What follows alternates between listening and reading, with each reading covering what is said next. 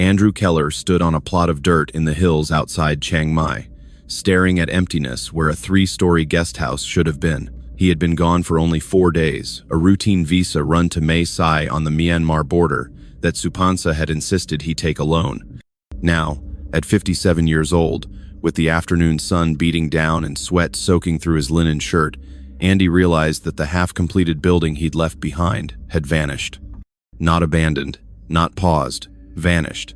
The foundation that had been poured, the steel framework that had been erected, the stacks of bricks and lumber that had filled the site all gone.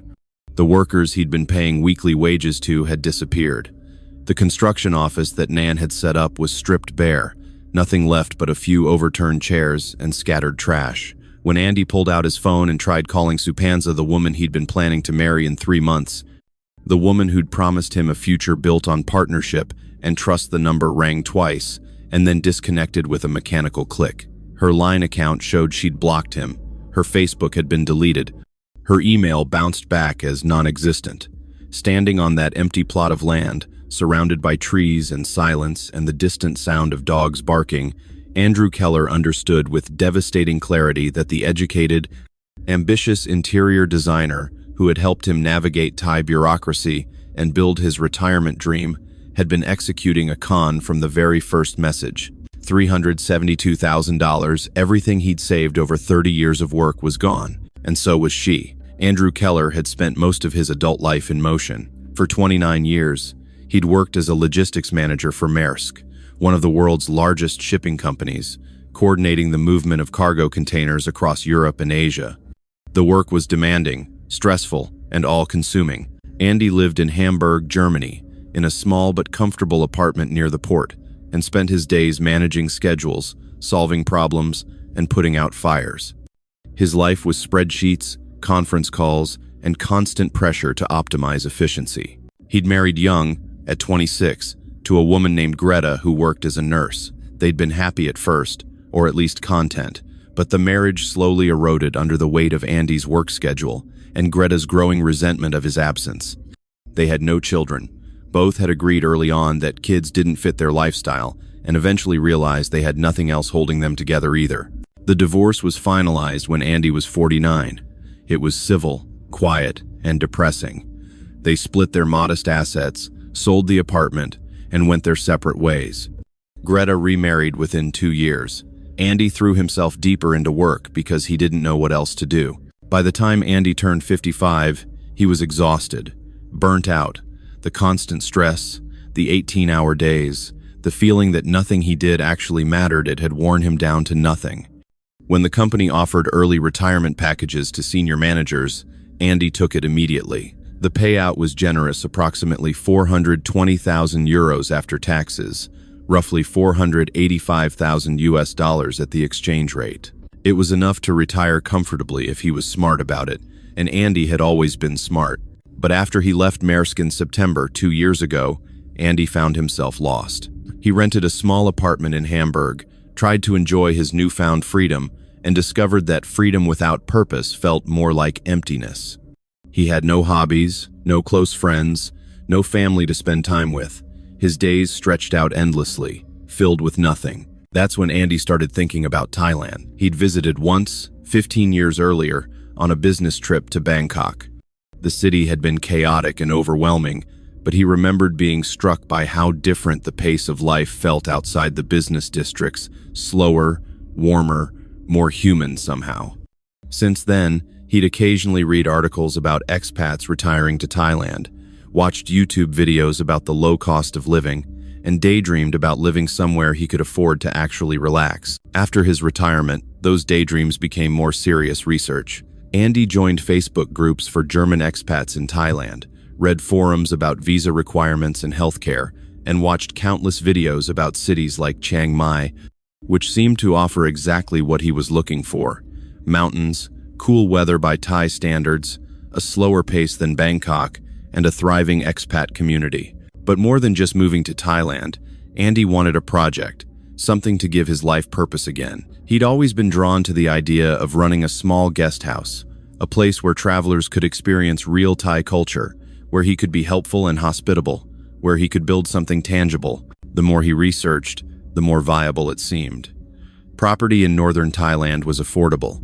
Building costs were a fraction of what they'd be in Germany. And there was always demand for quality guest houses in Chiang Mai, a city that attracted hundreds of thousands of tourists every year. In March, 18 months after his retirement, Andy booked a one-way ticket to Chiang Mai. He rented a small apartment in the Nimmenhamen area for 3 months to give himself time to explore, learn the city, and figure out if this dream could become reality. When Andy's plane landed at Chiang Mai International Airport on a warm evening in late March, he felt something he hadn't felt in years: excitement. Not the anxious, pressured excitement of work deadlines, but genuine anticipation for what came next. The city was beautiful, smaller and quieter than Bangkok, surrounded by green mountains, filled with temples and night markets and cafes. The air was cleaner, the people were friendly. The pace of life was exactly what Andy had been searching for.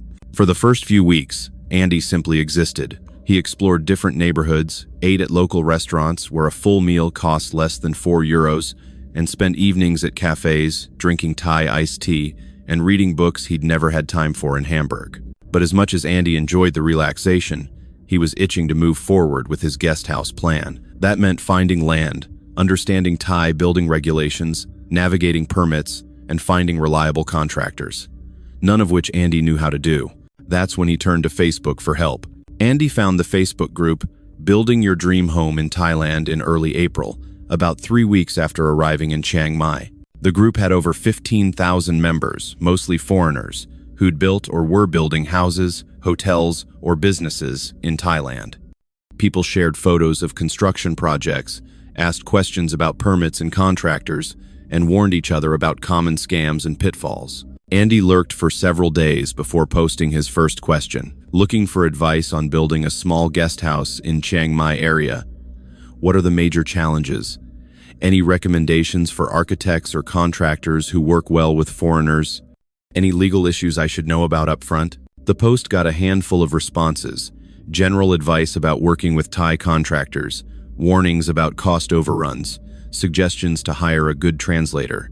Helpful, but not specific enough for Andy's needs. Then, later that evening, he received a private message from someone named Supansa Charoenrat. Her profile showed a Thai woman in her early 30s, professional-looking photos, a description that said, "Interior designer and property consultant, Chiang Mai."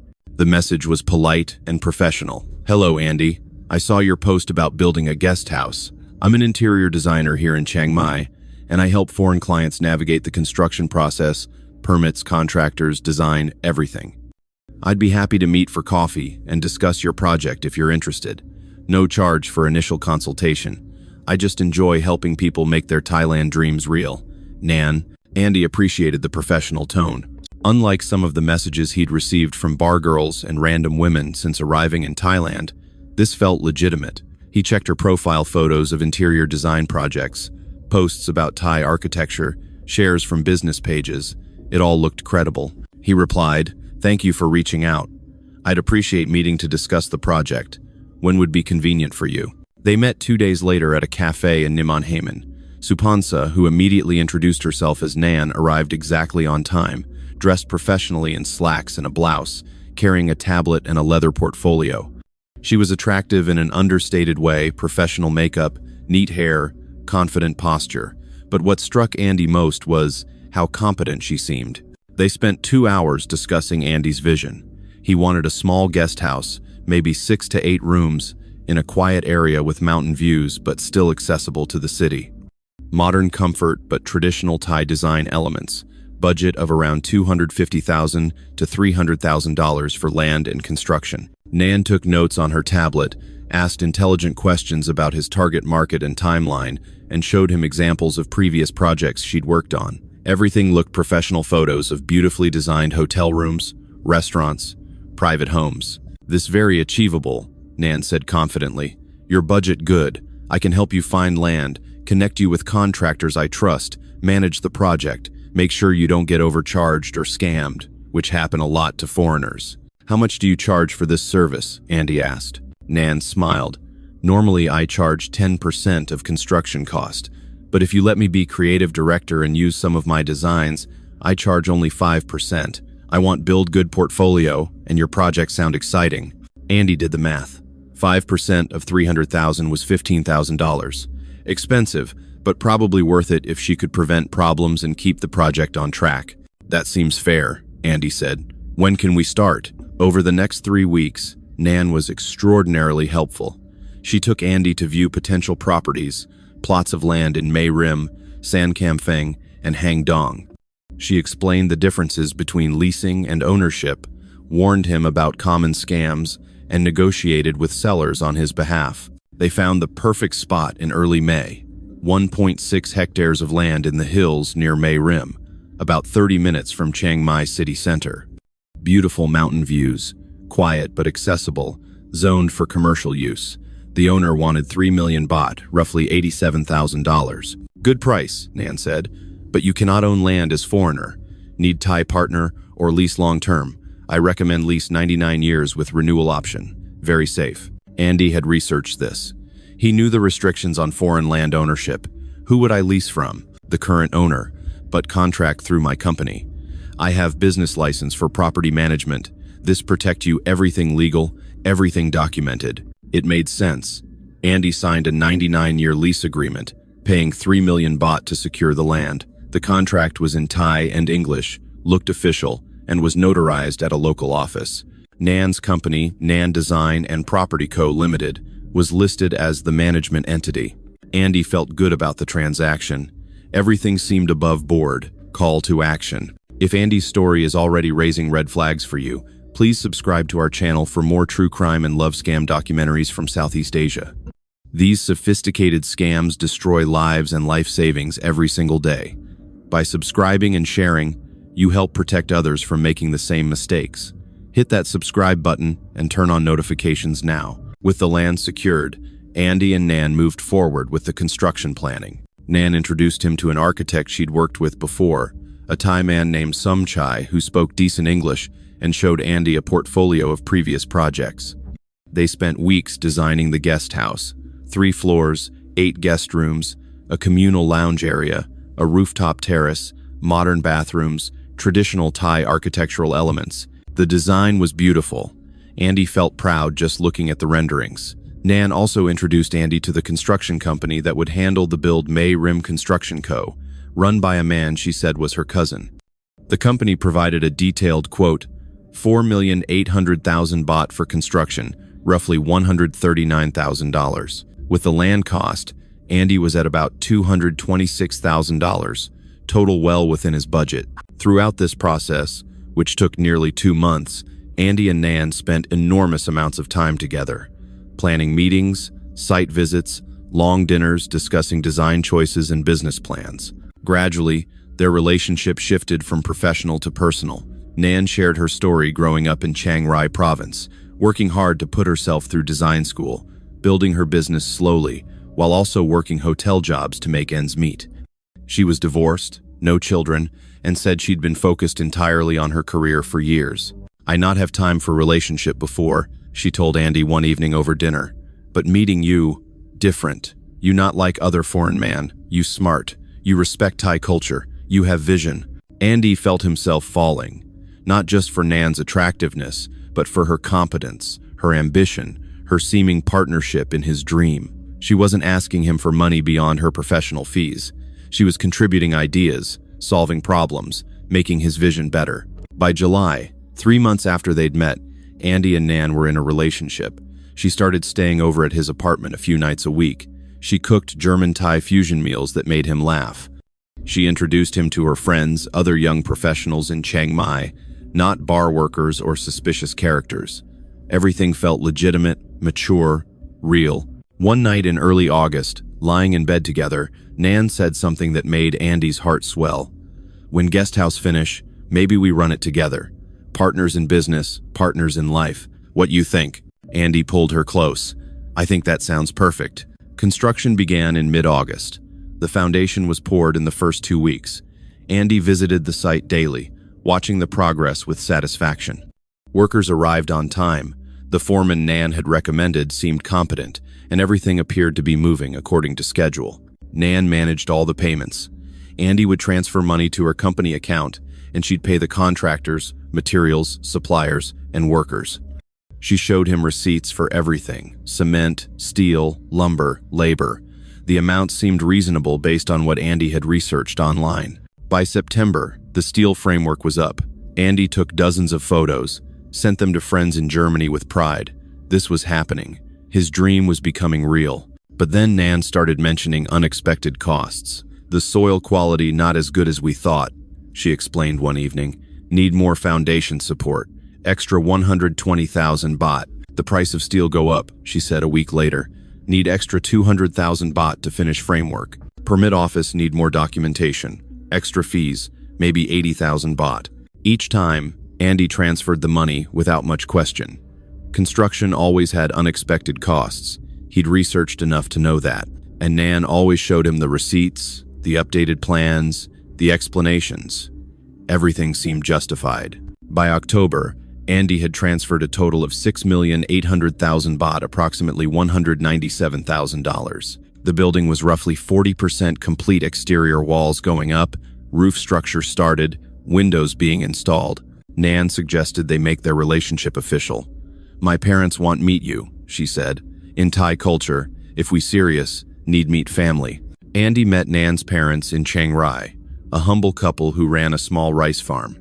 They welcomed Andy warmly, served him home-cooked food, and seemed genuinely pleased that Nan had found a good foreign man. Through Nan as translator, they expressed hopes that Andy and Nan would marry soon and give them grandchildren. Andy felt accepted, valued, part of something bigger than himself. In November, 5 months after construction started, Nan proposed a significant expansion to the original plan. "I have idea," she said, showing Andy revised renderings on her tablet. "What if we add restaurant on ground floor? Increase value of business, attract more customers, make more profit, cost maybe extra 2 million baht, but we earn back fast." Andy hesitated. 2 million baht was roughly $58,000. It would push him significantly over his original budget, but Nan's logic was sound. A restaurant would make the guest house more attractive, create additional revenue, and increase the property's value. "How much have we spent total so far?" Andy asked. Nan pulled up a spreadsheet. Land 3 million, construction 6,800,000, permits and fees maybe 500,000, total 10,300,000 baht. With restaurant addition, maybe 12,300,000, about $356,000. It was more than Andy had planned to spend, but he still had enough, and this was an investment in their future together. "Okay," Andy said. "Let's do it." He transferred another 2 million baht. By December, Andy was deeply in love. Nan had become the center of his life. They spent every day together, mornings at the construction site, afternoons planning interior design details, evenings cooking dinner and talking about their future. She'd effectively moved into his apartment, though she still kept her own place for appearances. Andy had never felt more content. The loneliness and emptiness that had plagued him in Hamburg were gone, replaced by purpose and partnership. Nan made him feel valued, needed, important. She asked his opinion on everything, deferred to his experience, and made him feel like an equal partner despite the age difference. On Christmas Eve, Andy proposed. They were at a romantic restaurant overlooking the city, the lights of Chiang Mai sparkling below. Andy had bought a ring, a simple but elegant design with a small diamond, costing 80,000 baht. He got down on one knee beside the table and asked Nan to marry him. She cried genuine tears that Andy would later wonder about and said yes. They planned a wedding for March, 3 months away. Nan wanted a traditional Thai ceremony in Chiang Rai, followed by a small reception for close friends and family. Andy agreed to everything. This was her culture, her home. He wanted to do things properly. The wedding preparations became another project they worked on together, another way Nan wove herself deeper into Andy's life and finances. There were costs for the ceremony, the reception venue, food for 200 guests, traditional Thai wedding clothes, gold jewelry for Nan as part of the bride price, gifts for her parents. Andy paid for everything, a total of 480,000 baht, roughly $13,900. But by early January, Andy's bank account was starting to look concerning. He'd spent approximately $370,000 on the land, construction, permits, wedding preparations, and Nan's consultancy fees. He had about $115,000 left, enough to finish the project, but not much margin for error. Andy mentioned this to Nan one evening. "I need to be more careful with spending. We're getting close to my limit." Nan looked worried. "But construction almost finished. Maybe 2 more months. We need maybe 1 million more baht for final work. Electrical, plumbing, furniture, interior finish." 1 million baht? Andy felt a spike of anxiety. That was another $29,000. "Yes, but Andy, we so close. You want stop now? Everything we build together?" The guilt was immediate and effective. Stop now? After all this? After everything they'd planned and dreamed about together? "No," Andy said. "Of course not. We'll finish it." He transferred another 1 million baht, bringing his total investment to approximately 12,500,000 baht, $362,000. Andy had $53,000 left, enough to live on for a while, but not enough to start over if something went wrong. In late January, Andy started noticing inconsistencies. The first was minor, a receipt Nan showed him for lumber that seemed expensive compared to quotes he'd gotten from other suppliers when curiosity made him check. When Andy mentioned it, Nan explained that this was premium hardwood, more expensive but much better quality. Andy accepted the explanation, but it planted a seed of doubt. Then Andy visited the construction site one afternoon without telling Nan beforehand. Usually, they went together, but Andy had been in the area running errands and decided to stop by. The site seemed quieter than usual. Only 3 workers were present, slowly laying tiles, and they looked surprised to see Andy. Using Google Translate on his phone, Andy asked where the rest of the crew was. "No crew today," one worker said in broken English. "Only us. Boss say small work only." Andy felt confused. Nan had told him that morning that a full team of 12 workers would be on site finishing the interior walls, but there were only 3 people doing minimal work. When Andy asked Nan about it that evening, she had an explanation ready. Today was Buddhist holiday. Most workers go temple. I forget tell you. Tomorrow they back. But when Andy checked his phone, there was no Buddhist holiday listed for that date. Another crack appeared a week later. Andy wanted to review the full accounting of expenses, every receipt, every payment, everything organized clearly, so he could understand exactly where his money had gone. Nan had always shown him individual receipts, but Andy wanted to see the complete picture. "Of course," Nan said, "I bring you full folder tomorrow." But tomorrow came and went without the folder. Nan said she'd forgotten it at her office. Then she said her computer had crashed and she needed to recover the files. Then she said the accounting firm that handled her books was reorganizing everything and it would be ready next week. Andy felt something cold settling in his chest. These were excuses. Why would she need excuses? "Nan, I just want to see the full breakdown of costs. It's my money. I have a right to see where it went." Nan's expression shifted just for a moment. Andy saw something hard and calculating flash across her face before the warm smile returned. "Of course, darling, I understand. I get you everything next week, I promise." But the following week, Nan suggested Andy take a visa run. "Your tourist visa almost expire," she said. "You need go border, come back, get new stamp. You do Mae Sai border, very easy. 2-3 days. I handle construction while you gone." Andy had been putting off the visa run, but Nan was right. His visa was nearing expiration. "Can't you come with me?" he asked. "I need stay here. Very important week for construction. Final plumbing, final electrical. I need supervise or workers make mistakes." Something felt off, but Andy couldn't articulate why. He was being paranoid, he told himself. Nan had been nothing but helpful and loving. She was managing a complex construction project. Of course, she needed to stay and supervise. "Okay," Andy said. "I'll go alone. Be back in 4 days." Nan kissed him deeply. "I miss you already." Andy packed a small bag and left for Mae Sai the next morning, planning to cross into Myanmar briefly, get his new visa stamp, maybe spend a night or 2 exploring the border region, and return. He had no idea he was being removed from the scene so his life could be dismantled. Andy spent 3 nights in Mae Sai, a small border town in the far north of Thailand. He'd tried calling Nan every evening, but she rarely answered. When she did, she sounded distracted, saying she was busy with contractors and would call him back. She never did. Her text responses were short and delayed. Andy told himself it was fine. She was busy. The construction was in a critical phase. He'd see her soon. On the 4th morning, Andy crossed back into Thailand, got his new tourist visa stamp, and started the drive back to Chiang Mai in his rented car. He should have felt relieved. Visa renewed, construction nearly complete, wedding in 2 months. Everything was falling into place, but anxiety gnawed at him the entire drive. He tried calling Nan again, straight to voicemail. He texted her, "On my way back, see you tonight." No response. Andy arrived in Chiang Mai in the early afternoon and drove directly to the construction site. He needed to see the progress, needed to reassure himself that everything was fine. When he turned onto the dirt road leading to the property, his stomach dropped. The site was empty, not just empty of workers, empty of everything. The steel framework that had been standing before he left was gone. The piles of bricks and lumber were gone. The construction office was stripped, the door hanging open, revealing nothing but scattered trash and a few overturned chairs. Andy parked and got out, his legs weak. He walked across the property in a daze, unable to process what he was seeing. The foundation was still there, cracked and weather-worn. But everything else, months of construction, hundreds of thousands of dollars of materials and labor, had vanished. How was this possible?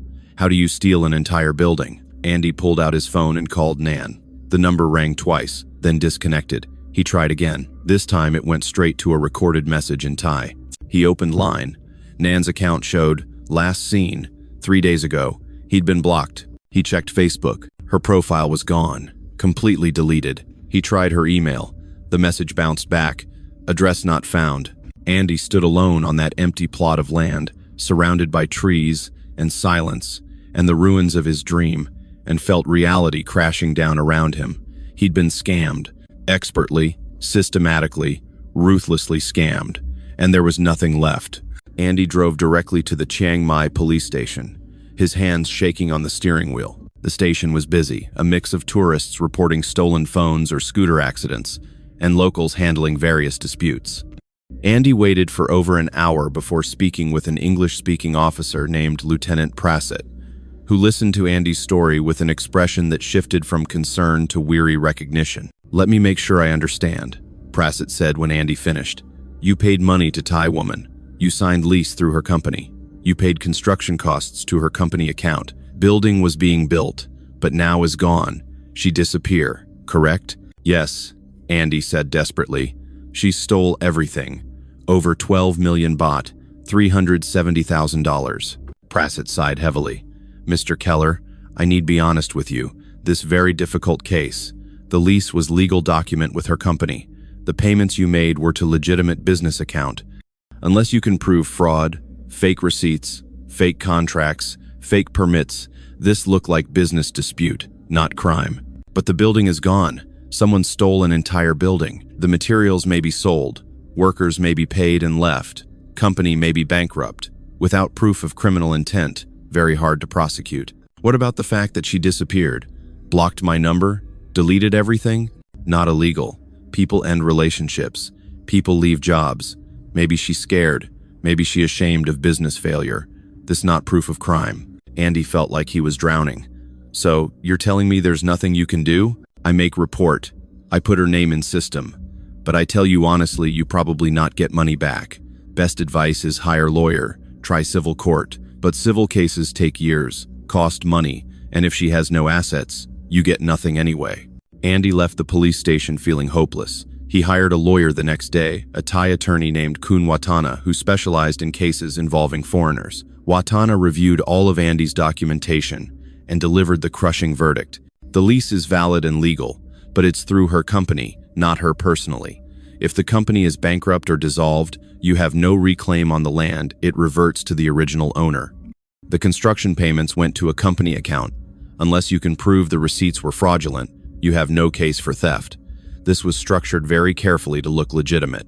"Can we sue her personally?" Andy asked. "We can try, but she's protected by corporate structure, and if she has no personal assets, you'll win a judgment you can never collect. My honest advice, accept the loss and move on." I've seen this pattern before. These scams are sophisticated. Andy felt crushed. "So she just gets away with it?" Watana spread his hands in a gesture of helplessness. "Unless you have evidence I haven't seen, yes." "I'm sorry." Andy hired a private investigator, a former police officer named Kun Sumkid, who specialized in tracking down scammers. What Sumkid discovered over the next 2 weeks shattered whatever hope Andy had left. Supansa Charoenrat was not an interior designer. She was a professional scammer who'd been running property fraud schemes for at least 5 years. Sumkid found evidence of at least 7 other foreign men who'd been victimized the same way.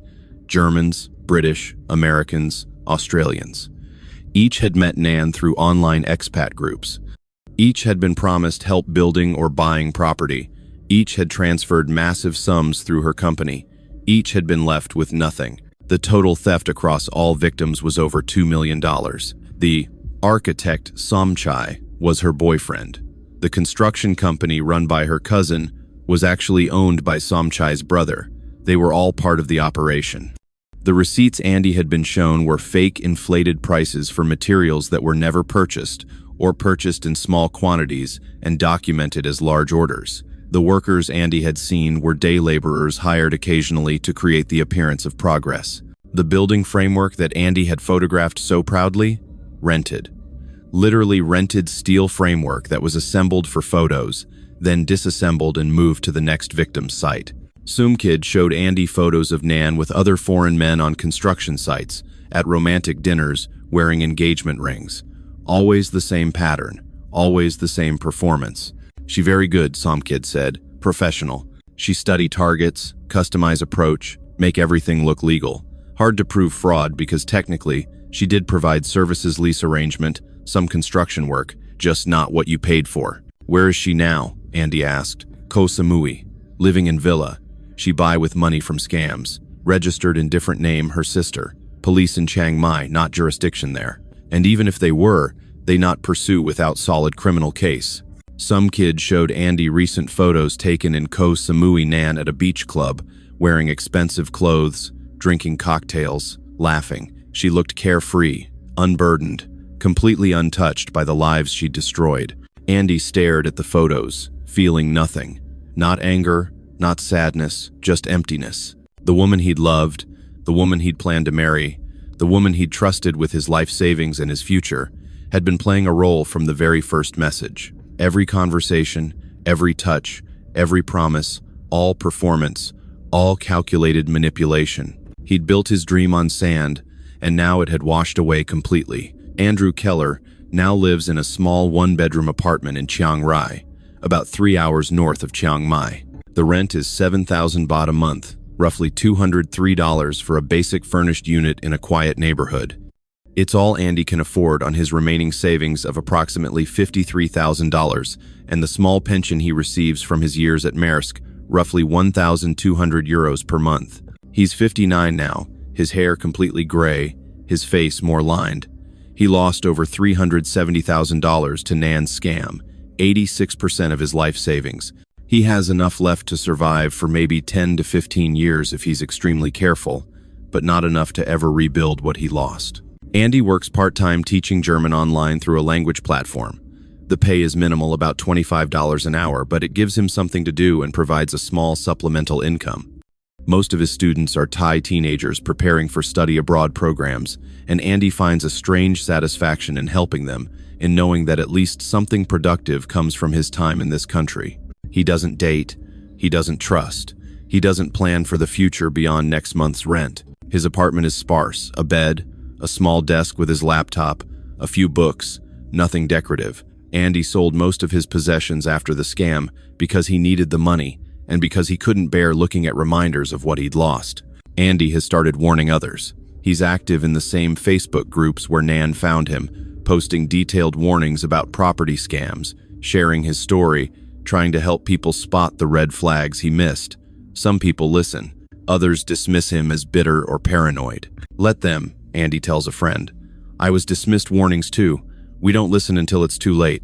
Last month, Andy was contacted by a German newspaper reporter writing an article about expat scams in Thailand. Andy agreed to be interviewed, using his full name, sharing everything. The article was published 2 weeks ago, and Andy has received dozens of messages, some from people thanking him for warning them, others from men sharing similar stories, and a few from scammers threatening him for damaging their reputation. Andy doesn't care about the threats. What more can they take from him? One evening, sitting on his small balcony with cheap whiskey and watching the sun set over the mountains, Andy thought about what he would tell his younger self if he could go back to that moment in Hamburg when he'd first considered moving to Thailand. He would say, "Your instinct to start over was right. Your dream of building something was valid. But you conflated those two things with romantic love, and that made you vulnerable." He would say, "Competence is not the same as trustworthiness. Professional presentation is not the same as legitimacy. And someone who helps you is not necessarily on your side." He would say, "Love was her weapon, and trust was your downfall." But mostly, Andy would tell himself this: some people are predators. They don't look like predators. They don't act like predators. They look like solutions to your problems. They look like partners in your dreams. And by the time you realize what they are, everything you have is already gone. Andrew Keller turned 60 next year. He'll spend the day alone, probably teaching a few online German classes, maybe having a quiet beer at a local restaurant. It's not the life he imagined when he left Hamburg with hope in his heart and nearly $500,000 in his bank account. But he survived. Barely, but survived. Recently, Andy received a message from one of the men he'd warned in the Facebook group. The man had been about to invest $200,000 in a joint business venture with a Thai woman who'd contacted him through the same building group where Andy had met Nan. The man recognized the pattern from Andy's warnings and walked away. "You saved my life savings," the message said. "Thank you." Andy stared at that message for a long time.